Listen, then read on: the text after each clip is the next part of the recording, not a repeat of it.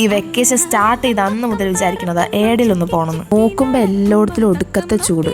എന്നാ പിന്നെ തണുപ്പുള്ള ഏതെങ്കിലും സ്ഥലത്തേക്ക് വിട്ടാലോ വെച്ച് നേരെ ChatGPTന്റെ അടുത്തെത്തി. അങ്ങനെ മൂപ്പർ എനിക്ക് കുറച്ച് സ്ഥലങ്ങളൊക്കെ സജസ്റ്റ് ചെയ്ത്. അതിൽ ഇതുവരെ ഞാൻ പോയിട്ടില്ലാത്തൊരു സ്ഥലം കണ്ട്, വാഗമൺ.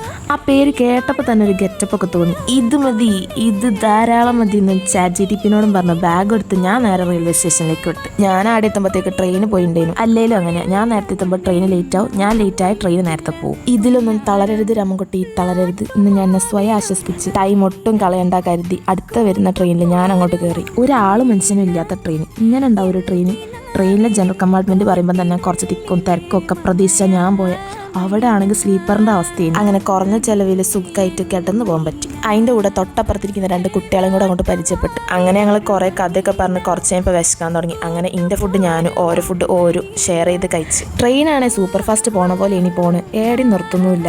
എന്തോ എവിടെയോ ഒരു തകരാറ് പോലെ. അപ്പോഴാണ് ഞാൻ ആ സത്യം മനസ്സിലാക്കി. ലിമിറ്റഡ് സ്റ്റോപ്പ് മാത്രമുള്ള ട്രെയിനേനു അത്.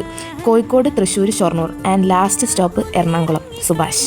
അങ്ങനെ പുലർച്ചെ 1:30 ആകുമ്പോഴത്തേക്ക് എറണാകുളം ടൗൺ റെയിൽവേ സ്റ്റേഷനിലെത്തി. നല്ല ഉറക്കമുള്ളതുകൊണ്ട് തന്നെ അവിടുത്തെ വെയിറ്റിംഗ് റൂമിൽ ചെന്ന് ഞാൻ കിടന്നുറങ്ങി. അങ്ങനെ നേരം വെളുത്തപ്പോൾ ഫുഡൊക്കെ പോയി കഴിച്ച് നേരെ മറൈൻ ഡ്രൈവിലേക്ക് വിട്ട്. അവിടെ എന്തൊക്കെയോ പ്രോഗ്രാംസ് ഒക്കെ ഉണ്ടായിരുന്നു. ആൻഡ് അവിടുന്ന് നേരെ വരാപ്പുഴ ബസ് കയറി കടമക്കുടി ഐലൻഡിലേക്ക് വിട്ട്. സംഭവം എറണാകുളം പോകാനോ അല്ലെങ്കിൽ കടമക്കുടി ഐലൻഡിൽ പോകാനോ എനിക്ക് ഒരു പ്ലാനും ഇല്ലായിരുന്നു. രാത്രി മറൈൻ ഡ്രൈവിന്റെ അടുത്ത് വെച്ച് പ്രോഗ്രാംസ് ഒക്കെ നടക്കുന്നത് അറിഞ്ഞ് വീണ്ടും മറൈൻ ഡ്രൈവിലേക്ക് തന്നെ വന്ന് അവിടുത്തെ പ്രോഗ്രാംസ് ഒക്കെ കൂടി രാത്രിയപ്പോൾ നേരെ കോട്ടയത്തേക്ക് ട്രെയിൻ കയറി. കോട്ടയത്തെത്തി പുലർച്ചെ 3 മണിക്കായിരുന്നു. നല്ല ക്ഷീണമുള്ളതുകൊണ്ട് അവിടുത്തെ AC ഹാളിൽ ചെന്ന് റെസ്റ്റ് കൂടി പണ്ട് രാവിലെ 10:30 മണിക്കാണ് ഞാൻ അറിയുന്നത്. ഫുഡ് കഴിക്കേണ്ട ഞാൻ വേണം ഒരു ദിവസം ഇരിക്കും, ബട്ട് ഉറക്കമില്ലാത്തതിനെ പറ്റിക്ക് ആലോചിക്കാൻ പോലും പറ്റൂല. രാവിലെ 6:30 മണിക്ക് നീച്ച് പോകേണ്ട വാഗമണിൽ ഞാൻ നീച്ച് തന്നെ 10:30. അങ്ങനെ എന്ത് ചെയ്യണം അറിയാണ്ടിരിക്കുമ്പോഴാണ് ചെറിയൊരു ഐഡിയ കിട്ടുന്നത്.